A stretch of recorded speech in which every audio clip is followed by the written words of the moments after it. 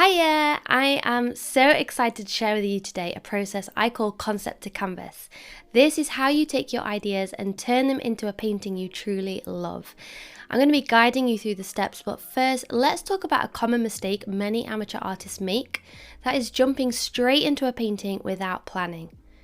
Professional artists know the importance of planning, and I'm going to show you exactly how to do that. In fact, I've made a really helpful worksheet. It's going to make this process so simple so that you can use it in your own painting practice, and I'm going to link that down below for you to download. The first step is developing a concept. Now, a concept is not just an idea, but it's how that idea plays out onto the canvas. This includes creating composition sketches, like the ones I've made in charcoal, to decide on the best composition and layout for your painting. It can also be helpful to create value studies, and I'm going to actually follow the values set by my reference, which today is my real life orchid flower. Next is to create a simple drawing using the basic shapes and plan out where everything's going to go out onto the canvas. Now notice as well, I'm not using a pencil to draw, but I actually like to draw with paint. Once the composition is set, the next step is creating colour studies. This ensures your painting has a harmonious colour story. Now the key is to stick to your chosen colour palette and be quite disciplined about it. And this approach will help you to achieve a painting that feels cohesive and balanced. Mastering colour mixing and knowing how to mix that perfect hue are also crucial for this stage.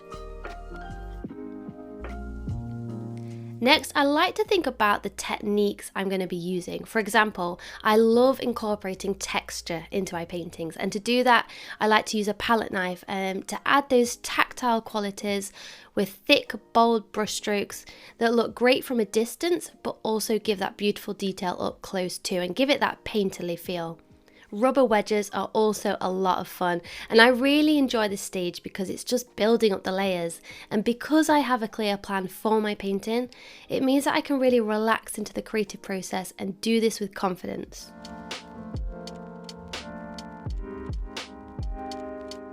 You can really see that texture up close start to build up that I've added with my palette knife, and it's good to let this paint dry fully when it's thick, especially when it's thick, so that it dries with these beautiful peaks and details in it. As I build up the layers, I like to work on the background and the foreground simultaneously. Now this approach helps the elements really mesh together, and it creates this harmonious flow without any harsh lines between them. A lot of the time I see beginners paint the subject in first and then start to consider the background, whereas I like to do it all together at the same time.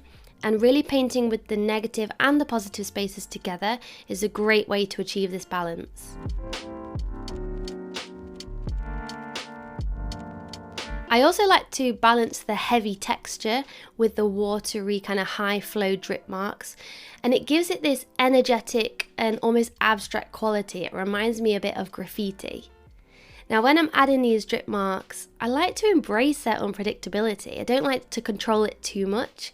I like to let them flow naturally, and then later on I can edit them out if needed to by painting back over any little areas that I'd like to refine. So it's kind of like a constant editing between adding the abstract in and then also editing some abstract out, and this keeps your painting dynamic whilst also allowing you to really control that final look.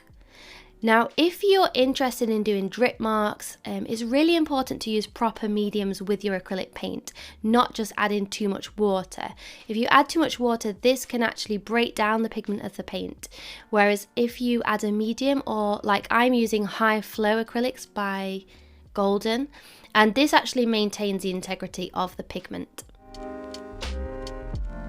The final stage is adding those details to really bring your painting to life. Now these small touches make the painting more interesting up close, and it's important to avoid starting with these details too soon. Focus on mapping out the painting first and then add the details. And if you enjoy a more impressionistic style like I do, I still like to use these abstract techniques to kind of create detailed shapes through texture and bold brush strokes rather than that intricate realism.